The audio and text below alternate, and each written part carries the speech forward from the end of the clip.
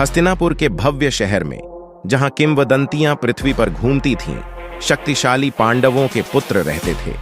इनमें से प्रत्येक पुत्र अपने पिता की वीरता को अपने भीतर रखता था, लेकिन उनमें से एक को अंधेरे में भी सबसे उज्जवल चमकने के लिए नियत किया गया था। यह अर्जुन के बहादुर पुत्र अभिमन्यु की कहानी है, जिसके साहस और बुद्धि की परीक्षा एक बच्चे के रूप में भी की जाएगी।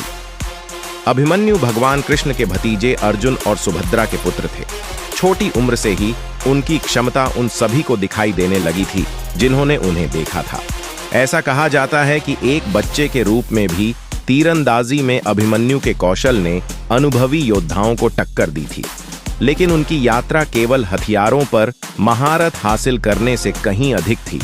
यह उनके दिमाग पर महारत हासिल करने के बारे में थी, एक ऐसा गुण जो आने वाले वर्षों में उन्हें परिभाषित करेगा।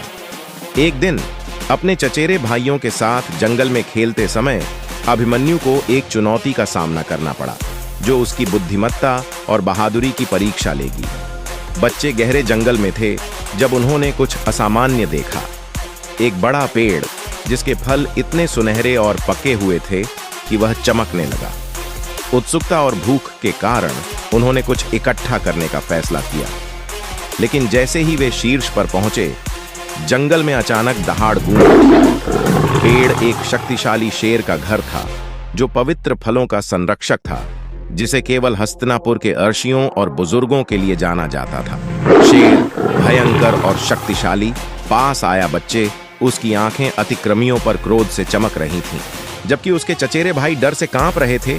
युवा अभिमन्यु अपनी जगह पर खड़ा था। शेर पर एक त्वरित नजर डालने पर वह समझ गया कि यह कोई साधारण जानवर नहीं था। यह एक दिव्य प्राणी था जो उनके साहस और इरादों का परीक्षण कर रहा था। अभिमन्यु जानता था कि सीधा टकराव होगा विनाशकारी होगा। अभिमन्यु एक आर्षि की बुद्धिमत्ता और एक योद्धा की विनम्रता के साथ शेर के सामने झुक गए। उन्होंने शांत और सम्मानजनक स्वर में बात की और समझाया कि वे केवल बच्चे थे और उन्हें कोई नुकसान नहीं पहुंचाना था। उन्होंने माफी मांगी और शेर को वापस करने की पेशकश की। उन्होंने फल तो ले लिए, लेकिन शेर संतुष्ट नहीं हुआ। तब शेर ने अभिमन्यु को बिना किसी हथियार के एक रात जंगल में अकेले रहकर अपना साहस साबित करने की चुनौती दी, जबकि उसके चचेरे भाई सुरक्षित महल में लौट आए। यदि वह सफल हो गया तो शेर उन्हें सुरक्षित मार्ग देगा और उन्हें ले जाने की अनुमति देगा, इनाम के तौर पर फल। बिना किसी हिचकिचाहट के अभिमन्यु ने चुनौती स्वीकार कर ली। उसने अपने चचेरे भाइयों को आश्वस्त किया और उन्हें महल में लौटने और अपने फैसले के बारे में बुजुर्गों को सूचित करने का निर्देश दिया। जैसे ही रात हुई, अभिमन्यु पेड़ के नीचे बैठ गया। शेर की दहाड़ अंधेरे जंगल में गूंज रही थी। रात भर अभिमन्यु सतर्क रहा। उसका दिमाग केंद्रित था, उसका दिल स्थिर था।